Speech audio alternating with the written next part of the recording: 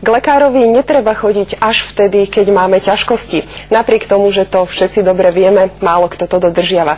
Navyše za preventívne prehliadky treba platiť. To, že prevencia môže prispieť k záchrane života, vedia aj v Onkologickom ústave svätej Alžbety v Bratislave. Práve tu majú prístroj, ktorý určí, či je vaše telo odolné proti rakovine. Ramanov analyzátor je akýmsi detektorom lží o výžive. Laser presvieti kožu a lekár ihneď vie, či sa zdravo stravujete. Poručené dávky spotreby zeleniny sa pohybujú okolo 97 kg na osobu na rok. Na Slovensku je to len 50% z toho množstva. V ovoci to vyzerá veľmi podobne. Prístroj zmeria, či máte v tele dostatok antioxidantov, ktoré vás chránia pred voľnými radikálmi. Ak nie, riziko vzniku rakoviny je vysoké.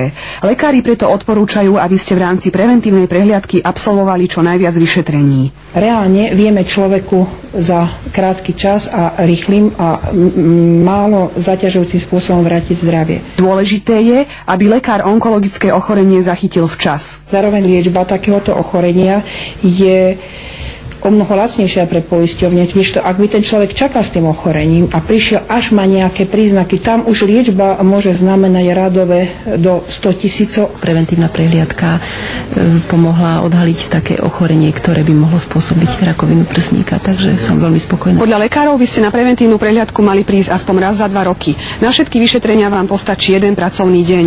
Zuzana Gulová, Slovenská televízia.